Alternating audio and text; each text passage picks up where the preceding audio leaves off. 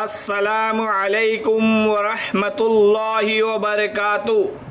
سورہ بقرہ حصہ نمبر 109۔ سورہ بقرہ حصہ نمبر 109، آیت نمبر 106 اور 107۔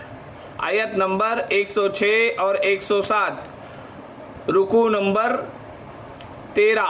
رکوع نمبر 13، مفسرین کے اقوال۔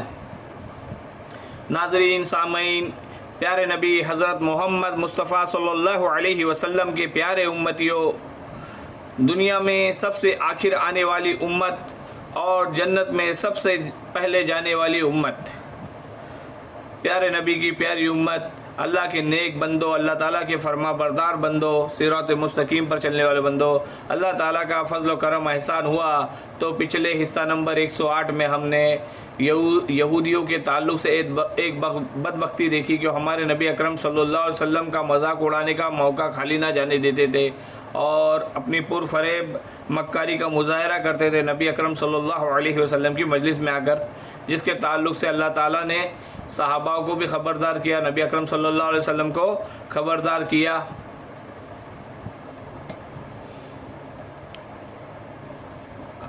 اور ہمارا آج کا موضوع بھی بڑا ہی انتہائی اہمیت کا حامل ہے۔ ہر بار کی طرح ہمارے موضوع انتہائی اہمیت کے حامل ہوتے ہیں کیونکہ وہ اللہ کے کلام ہے۔ تو ہم اپنے موضوع کی طرف آتے ہیں اور موضوع کے تعلق سے جو آیت ہے پہلے ان کو پڑھیں گے، پھر اس کے بعد اس کے تعلق سے جو مفسرین کے اقوال ہے ان کو پڑھا جائے گا، مفسرین کے اقوال کو پڑھا جائے گا۔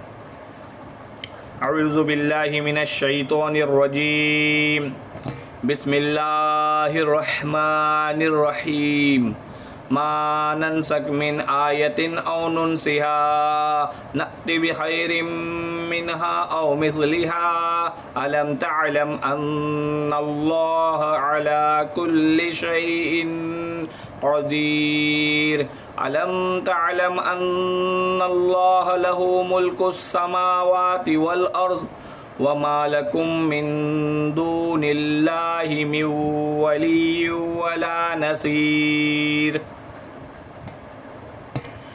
جس آیت کو ہم منسوخ کر دے یا بھلا دے، اس سے بہتر یا اس جیسی اور لاتے ہیں۔ کیا آپ اے نبی نہیں جانتے کہ اللہ ہر چیز پر قادر ہے؟ کیا تمہیں علم نہیں کہ زمین اور آسمان کا ملک اللہ ہی کے لیے ہے اور اللہ کے سوا تمہارا کوئی ولی اور مددگار نہیں ہے؟ مفسرین کے اقوال۔ اب ان دونوں آیت کو ہم نے پڑھا، ان کا ترجمہ پڑھا، اب اس کے تعلق سے مفسرین کے اقوال پڑھتے ہیں۔ تو سب سے پہلے اللہ تعالیٰ نے فرمایا ما ننسک من آیت او ننسها، جس آیت کو ہم منسوخ کر دے یا بھلا دے، نأتی بخیر منها، تو اس سے بہتر، او مثلها، یا اس جیسی لاتے ہیں۔ تو ما ننسک، جس آیت کو ہم منسوخ کر دیں، تو ما ننسک یعنی کہ منسوخ کر دینا۔ ایک ہے کہ حافظے سے کسی کے محو کر دینا، نکال دینا۔ تو آیت مبارکہ کا ترجمہ تو اوپر ہے کہ جس آیت کو ہم منسوخ کر دے، بھلا دے، اس سے بہتر یا اس جیسی اور لاتے ہیں۔ تو یہ اللہ تعالیٰ، یہ آیت کا ترجمہ ہے، لیکن اس آیت مبارکہ کا اصل مفہوم اور اس کے پس منظر کو سمجھنا بہت ضروری ہے۔ تو پہلے ہم اس پس منظر کے تعلق سے بات کریں گے کہ ہم سب کو معلوم ہے کہ اللہ کا دین حضرت آدم علیہ السلام سے لے کر آخر تک ایک ہی دین ہے۔ حضرت نوح علیہ السلام کا لایا ہوا دین، حضرت موسیٰ علیہ السلام کا لایا ہوا دین، حضرت عیسیٰ علیہ السلام کا لایا ہوا دین، حضرت محمد صلی اللہ علیہ وسلم کا لایا ہوا دین ایک ہی دین ہے، لیکن ان کی شریعتوں میں فرق ہے، رہا ہے۔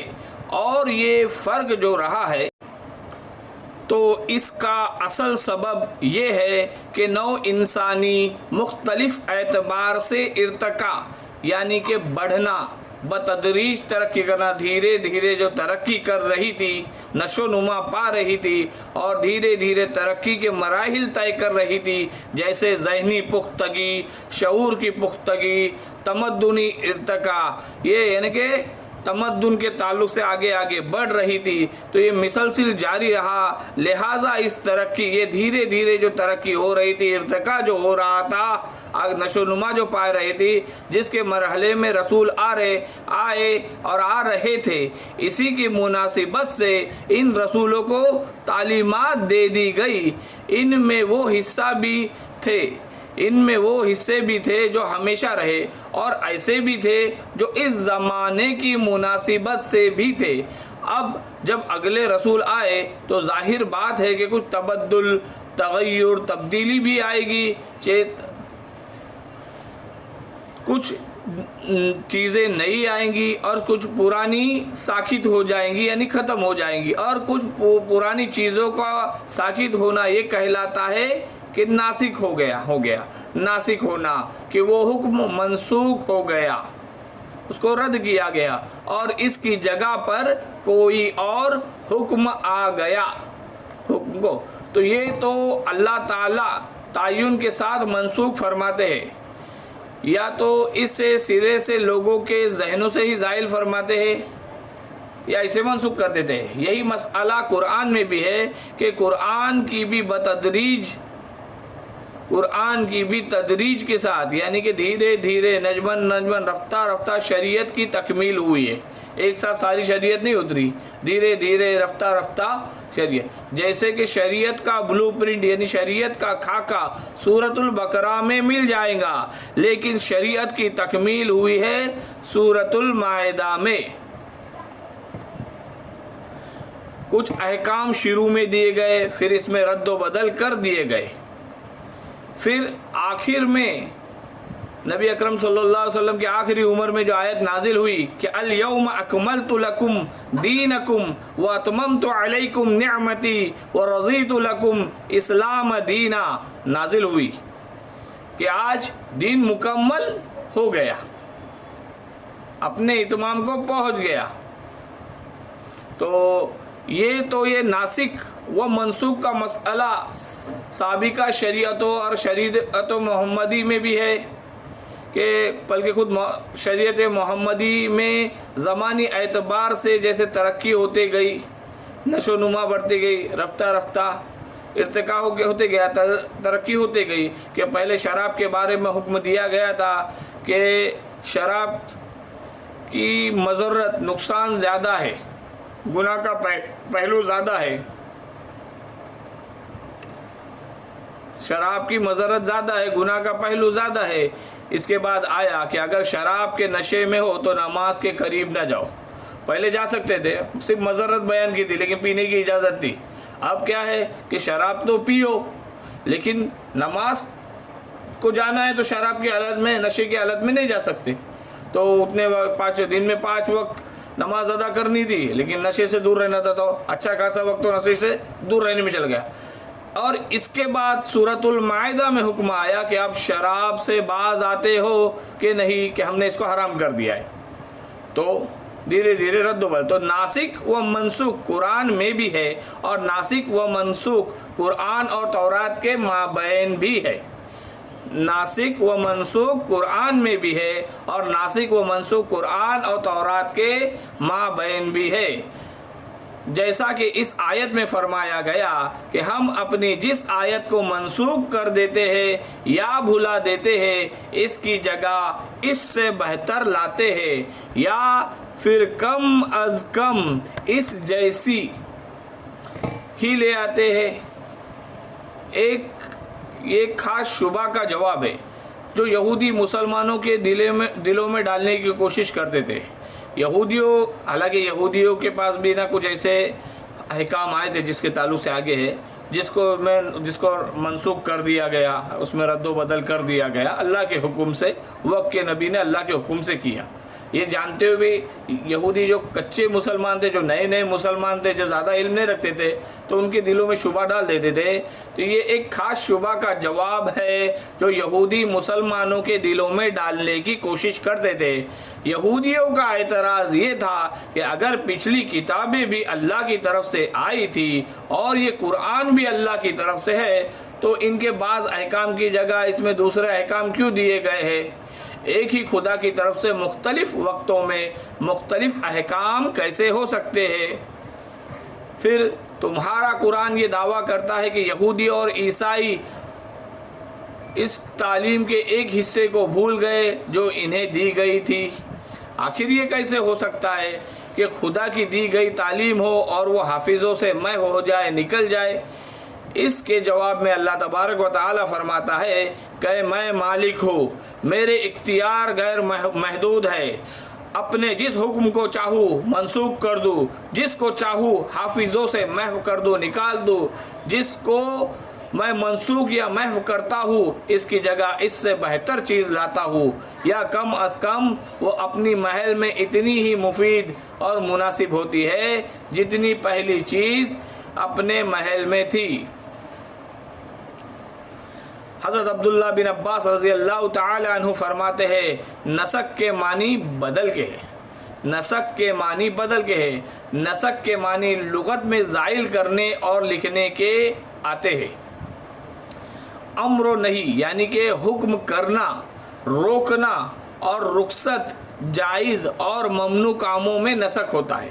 امر و نہیں یعنی کہ حکم کرنا، روکنا، رخصت جائز اور ممنوع کاموں میں نسک ہوتا ہے۔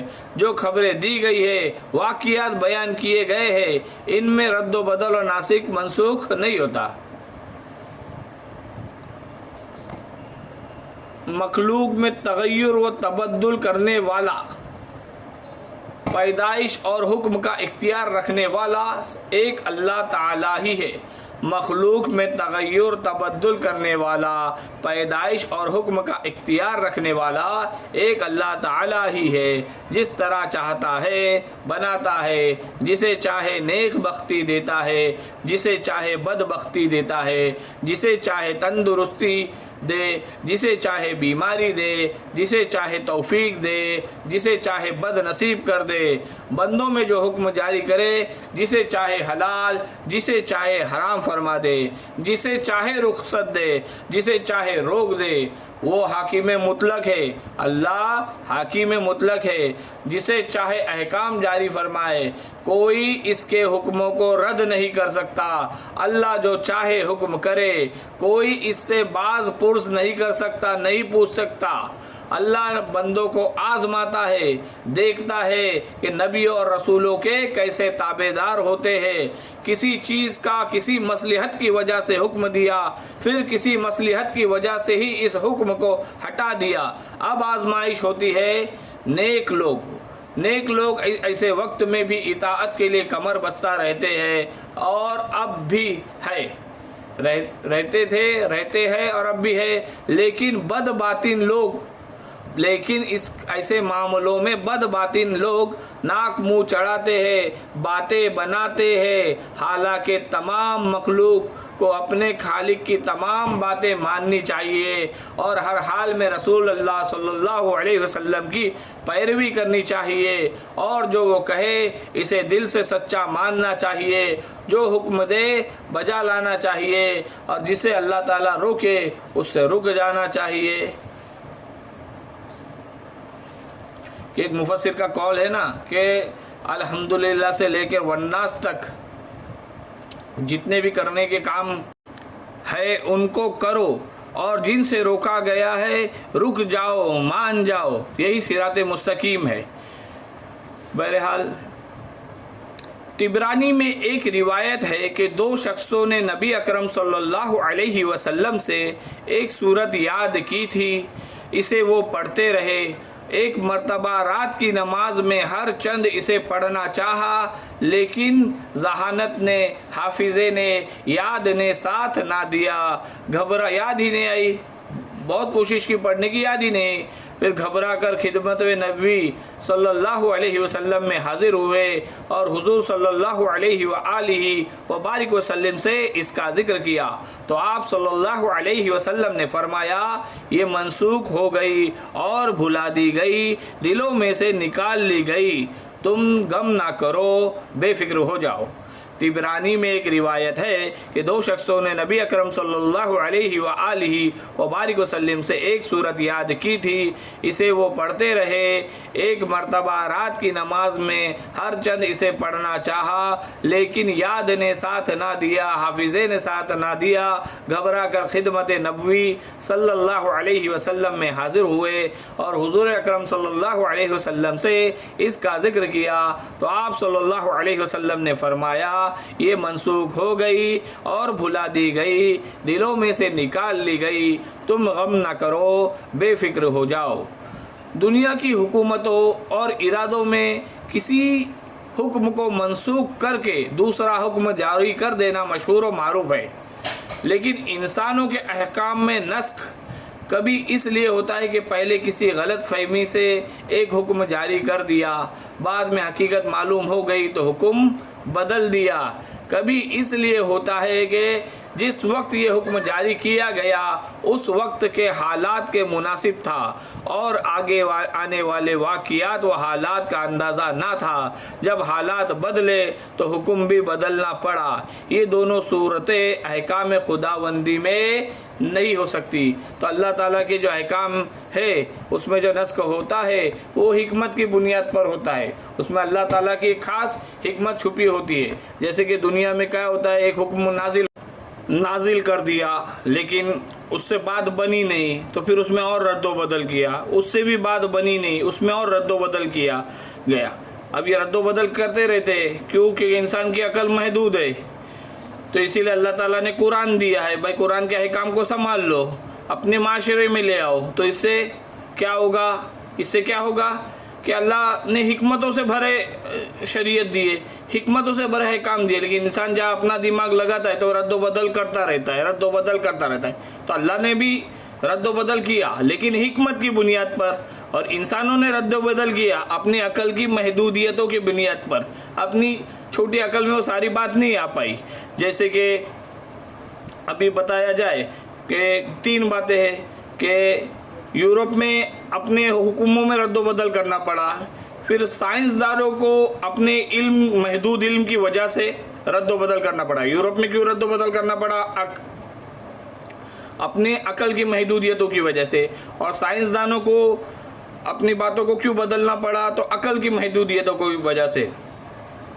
और अल्लाह ताला ने अपने हुक्म में नसक जो लाया वो हिकमतों की बुनियाद पर लाया। अब इसके ताल्लुक से थोड़ी नज़र डालते हैं। पहले यूरोप वालों ने अपने अकल की महदूदियतों की वजह से रद्दो बदल किया कि यूरोप में क्या हुआ था कि बहुत ज़्यादा तलाक हो रहे थे, और यूरोप कैसे अपनी शान व शौकत दिखाना ज़्यादा पसंद करता है। हर बात में हम यहाँ पे है, हमारी टेक्नोलॉजी ये है, इल्म के मैदान में हम यहाँ तक आ गए, लेकिन एक जगह से बदनाम हो रहा था।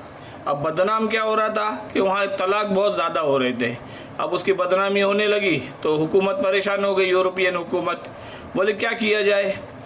तो यूरोप वालों ने तय किया कि तलाक जब ज़्यादा हो रहे थे काम कर देते हैं, एक हुक्म नाफिज किया कि देखो अभी हम क्या करेंगे कि जो तलाक देगा उसको सामने वाले को अपनी प्रॉपर्टी में से, जिस आदमी ने अपनी बीवी को तलाक दी तो उसको अपनी आधी प्रॉपर्टी उस बीवी को देनी पड़ेगी। तो प्रॉपर्टी देने के डर से लोग तलाक ही नहीं देंगे। इस तरह इस मामले पर काबू पाया जाए। अब अपनी अकल की महदूदियतों की वजह से पहला हुक्म नाफिज कर दिया। अब लोग भी लोग होते तो उन्होंने क्या किया कि भाई हम रिलेशन में रहेंगे, शादी ही नहीं तो तलाक भी नहीं मांगता, जब इस रिलेशन को तोड़ देंगे। अब फिर यूरोप दूसरी तरह से बदनाम होने लगा कि यहाँ शादी का निज़ाम ही ख़राब हो गया है। हाँ, यूरोप के अकल की वजह से शादी का सिस्टम ख़राब हो गया है, लोग सिर्फ रिलेशन करते हैं, हराम की औलादें पैदा होती है। तो अब यूरोप को ये बात हजम नहीं हुई कि भाई हमने पहला डिसीज़न तो लिया लेकिन इससे तो मामला और बिगड़ गया। तो उन्होंने क्या किया, अब एक और डिसीज़न ले लिया, एक और हुक्म नाफिज किया कि हाँ ठीक है अभी उसको हटा देते। हाँ, अगर किसी ने बोले 5 साल रिलेशन किया, 6 साल रिलेशन किया तो उसको शादी करनी ज़रूरी हो जाएंगी। तो अब लोगों ने क्या किया, 4.5 साल तक करते हैं और फिर छोड़ देते, भाई 5 साल पूरे नहीं हुए तो अब मुझे शादी करना ज़रूरी नहीं है यूरोप के कानून के हिसाब से। इस तरह ये मामला हुआ। تو کہنے کا مطلب یہ ہے کہ دنیا میں جو لوگ فیصلے کرتے ہیں، حکومتی اور ادارے جو فیصلے کرتی ہے، یا اپنے حکم کو منسوخ کر کے دوسرا حکم جاری کر دیتی ہے، تو یہ دنیا میں مشہور و معروف ہے۔ دنیا میں اپنی عقل کی محدودیتوں کی وجہ سے غلطی ہوتی ہے تو یہ منسوخ کر دینا یہ دنیا میں ہوتے رہتا ہے۔ لیکن انسانوں کے احکام میں نسخ کبھی اس لیے ہوتا ہے کہ پہلے کسی بات کی غلط فہمی تھی، اس حکم کو جاری کر دیا تھا غلط فہمی کی وجہ سے، لیکن بعد میں حقیقت معلوم ہو گئی کہ اس حکم میں تو بڑا خطرہ ہے، اس میں تو اور زیادہ مسئلہ ہے، تو حکم کو بدل دیا۔ کبھی اس لیے ہوتا ہے کہ جس وقت یہ حکم جاری کیا گیا تھا اس وقت کے حالات کے مناسب تھا اور آگے آنے والے واقعات و حالات کا اندازہ نہ تھا۔ جب حالات بدلے، نقصانات دکھے، تو حکم کو بھی بدلنا پڑا۔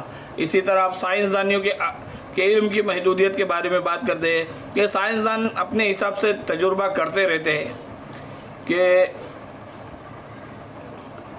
قرآن میں آیا ہے، جیسے کہ سب سے پہلے ایسے سمجھ لو کہ سائنسدانوں نے پہلے کہا کہ دیکھو یہ زمین جو ہے نا یہ ساکن ہے، یعنی زمین اپنی جگہ رکی ہے، جیسے ستون ایک جگہ اپنی جگہ، ستون پول کھمبا جسے کہتے ہیں اپنی جگہ قائم رہتا ہے، ہلتا نہیں ہے وہ، مطلب یہاں سے وہاں حرکت نہیں کرتا۔ تو سائنسدانوں نے کہا زمین ساکن ہے اور سورج اس کے گرد گھوم رہا ہے۔ اب اپنا مطالعہ کرتے رہے لیکن ان کو سمجھ میں آیا کہ بہت بڑی غلطی کر دی، دنیا کو بولنے کو تو بول دیا، لیکن کبھی ممکن ہے کہ دوسرا سائنسدان اس بات سے پردہ اٹھا دے، تو انہوں نے پھر اعلان کیا کہ نہیں، سورج ساکن ہے اور زمین حرکت کر رہی ہے۔ پھر دھیرے دھیرے بات بڑھتے رہی لیکن سمجھ میں آیا کہ ہر چیز کائنات میں حرکت کر رہی ہے، ہر چیز کائنات میں حرکت کر رہی ہے، کل فی فلک یسبحون، یہ قرآن نے کہا کہ ہر چیز کائنات میں حرکت کر رہی ہے۔ لیکن سائنس کو وہاں پہنچتے کئی مرحلوں سے گزرنا پڑا اور اپنی باتوں کو بدلنا پڑا، اپنے کیے گئے باتوں کو اپنے کیے گئے علم میں نسخ کرنا پڑا، بدل دینا پڑا۔ اسی طرح اللہ تعالیٰ کے احکام یہ حکمت کی بنا پر ہوتے ہیں۔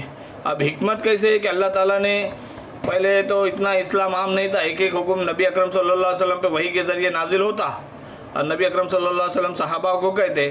اب جیسے مدینے میں آئے تو ایک احکام اتر رہے تھے، تو سب سے پہلے کیا ہوا کہ شراب کے تعلق سے حکم آیا کہ شراب میں بڑے نقصان ہے، یہ ہے وہ ہے۔ پینے کے لیے منع نہیں کیا کیونکہ اتنا ایمان بنا نہیں تھا، پینے کے لیے منع نہیں کیا۔ اب نماز کی حالت میں شراب پی تو رہے لیکن جا رہے، لیکن ہاں اس کے نقصانات سے واقف ہو گئے، نماز کی حالت میں بھی جا رہے۔ پھر اللہ نے ایک حکم اتارا کہ اب دیکھا کہ ایمان میں اور جم گئے ہیں، بات ایمان اور مضبوط ہوا ہے، تو حکمت اور بڑھا دی کہ دیکھو اب شراب تو پیو لیکن نماز کے قریب نہ جاؤ شراب کی حالت میں۔ اب 5 وقت کی نماز، دن میں 5 وقت کی نماز، تو کتنے وقت تو نشے سے دور رہنا پڑتا تھا۔ اس طرح ان کے اندر کیا ہو رہا تھا کہ نماز کے ذریعے ایمان بھی بن رہا تھا اور پریکٹس ہو رہی تھی دھیرے دھیرے، کیا بھئی شراب سے دور رہنے کی پریکٹس ہو رہی تھی۔ پھر ایک وقت آیا کہ شراب کو حرام کر دیا تو ساروں نے چھوڑ دی۔ کس نے بولتے کہ اتنا ہے نا کہ مدینے میں شراب بہنے لگی، اتنے لوگوں نے شراب اپنے گھروں سے نکال دی کہ مدینے کے کچھ علاقوں میں شراب بہنے لگی۔ تو اس طرح حکمت تھی اللہ کے بات میں، اللہ کے نسخ کرنے میں حکمت تھی۔ اور دنیا والوں نے، حکومتوں نے کی اپنے حکموں میں جو رد و بدل کیا وہ اپنے عقل کی محدودیتوں کی وجہ سے کیا، اور سائنس والوں نے اپنے تحقیقات میں جو رد و بدل کیا وہ اپنے علم کی محدودیتوں کی وجہ سے کیا۔ تو رد و بدل کے تعلق سے کافی باتیں ہم نے پڑھ لی ہے الحمدللہ۔ ابھی ہمیں آگے بڑھنا ہے لیکن پہلے اس نقطے کو ہم دوبارہ پڑھتے ہیں کہ دنیا کی حکومتوں اور اداروں میں کسی حکم کو منسوخ کر کے دوسرا حکم جاری کر دینا مشہور و معروف ہے، لیکن انسانوں کے احکام میں نسخ یعنی کہ تبدیلی کبھی اس لیے ہوتی ہے کہ پہلے کسی غلط فہمی سے ایک حکم جاری کر دیا تھا، بعد میں حقیقت معلوم ہو گئی تو حکم کو بدل دیا۔ کبھی اس لیے ہوتا تھا کہ جس وقت یہ حکم جاری کیا گیا تھا اس وقت کے حالات کے مناسب تھا اور اب آگے آنے والے واقعات و حالات کا اندازہ نہ تھا۔ جب حالات بدلے تو حکم بھی بدلنا پڑا۔ یہ دونوں صورتیں احکام خداوندی یعنی اللہ کے احکام میں نہیں ہوتی، اللہ کے احکام میں حکمت ہوتی ہے۔ تو ہم ابھی اور آگے بڑھتے ہیں کہ مسلم شریف کی حدیث میں ہے کبھی کوئی نبوت نہیں آئی جس نے احکام میں نسخ و رد و بدل نہ کیا ہو. یعنی جب بھی کوئی نبوت آئی تو اس نے احکام میں رد و بدل کیا ہے. تو کبھی کوئی نبوت نہیں آئی جس نے احکام میں نسخ اور رد و بدل نہ کیا ہو. کچھ جاہل یہودیوں نے اپنی جہالت سے احکام الہیہ کے نسخ کو دنیاوی احکام کے نسخ کی پہلی دونوں صورتوں پہ قیاس کر کے نبی اکرم صلی اللہ علیہ وسلم پر زبان تان دراز کی، اور اسی کے جواب میں یہ آیت نازل ہوئی کہ یہودیوں نے کہا تھا بھائی اگر یہ اللہ کا کلام ہے تو اس میں احکام بدلتے کیوں ہے، احکام بدلتے کیوں ہے.